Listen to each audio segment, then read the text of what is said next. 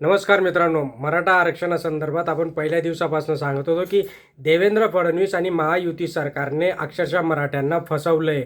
ज्या पद्धतीने हा जी.आर. काढण्यात आला, काल स्पष्टच देवेंद्र फडणवीस हे पहिल्यांदा व्यक्त झाले. काल सभा असताना सभेमध्ये पार बेंबीच्या देठापासून ओरडून ओरडून सांगितलं की आता जे काही आरक्षण आहे ते सरसकट आरक्षण नाही आहे किंवा जे काही आरक्षण दिलं आहे त्या आरक्षणामध्ये ओबीसींना कुठल्याही प्रकारचा धक्का लागलेला नाही आहे. ज्या लोकांच्या कुणबी नोंदी सापडतील अशाच लोकांना प्रमाणपत्र देण्यात येणार आहे. मग याच्यात देवेंद्र फडणवीसांनी वेगळं तरी काय केलं?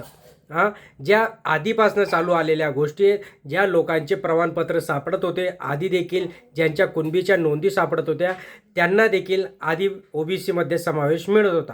ही परंपरा खूप काही दिवसांपासून चालू आहे. ही प्रथा असो, परंपरा असो किंवा हा नियम असो, शासन निर्णय असो. मग याच्यामध्ये नवीन केलं तरी काय? सगळ्यात महत्त्वाचा प्रश्न. मनोज जरांगे पाटील यांना ज्यावेळेस ते योगेश कदम सांगत होते, त्यांचे जवळचे सहकारी वकील जे त्यांच्याबरोबर नेहमी रॅलीमध्ये, प्रचारामध्ये, प्रत्येक निर्णयामध्ये राहणारे योगेश कदम, कायद्याची भाषा जाणणारे योगेश कदम हे सांगत होते की दादा, पाटील दादा, जरांगे दादा, मनोज जरांगे पाटील दादा, हा निर्णय फसवा आहे, हा शासन निर्णय चुकीचा आहे. याच्यातनं आपल्याला काही साध्य होणार नाही. जे काही आपले गोरगरीब कष्टकरी जनता आहे, मराठा समाजातील जे काही लोक आहेत त्यांच्यासाठी हा निर्णय काढलेलाच नाही आहे. हा निर्णय काढला तो फक्त हे आझाद मैदान खुलं करण्यासाठी. आझाद मैदानातील जी काही गर्दी आहे ती गर्दी कशी बाहेर पडेल याच्यासाठी हा निर्णय काढला. आणि हा निर्णय जो काढला होता त्या दिवसाचा, तो काल फडणवीसांनी स्पष्टच बोलून दाखवला. म्हणजे थोडक्यात काय, तर मराठा समाजाच्या तोंडाला पानं पुसलेले दिसत आहे. दुसरीकडे ओबीसी यांचा मोठा प्रवर्ग, जो काही वोटिंग बँक आहे यांची मोठी वोटिंग बँक ही ओबीसी समाजावर टिकून आहे. बघा, यांच्यामध्ये ओबीसी इकडं परळी वगैरे, इकडे पंकजा मुंडे, तिकडे छगन भुजबळ, जळगाव साईडला पाटील किंवा गिरीश महाजन, हे म्हणजे जर संपूर्ण महाराष्ट्रात असं बघितलं तर यांची जी काही वोट बँक आहे ही वोट बँक यांची सगळी ओबीसी समाजावर टिकून आहे.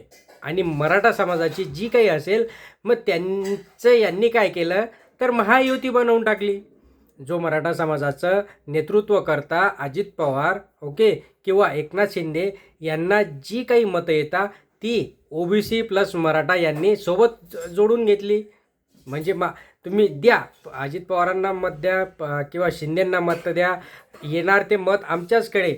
म्हणजे एवढी मोठी चाल खेळणारा मनुष्य म्हणजे देवेंद्र फडणवीसांनी स्वतः कबूल करून टाकलं. आणि आता हे आपल्या मराठा समाजाला अक्षरशः यांनी उल्लू बनवलं की काय? हा सगळ्यात महत्त्वाचा प्रश्न मित्रांनो इथे समजतोय आपल्याला.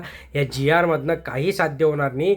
जे आधीपासनं चालू होतं तेच आधीपासनं इथे चालू राहणार आहे. नवीन याच्यात काही ॲडिशन झालेलं नाही आहे. हैदराबाद गॅजेट, गुजेट काय नाही. आधी देखील गॅजेटच्या नोंदी काढून लोक त्यांचे प्रमाणपत्र मिळवत होते आणि आता देखील मिळवणार आहेत. ह्याच्यात नवीन काहीच नाही आहे.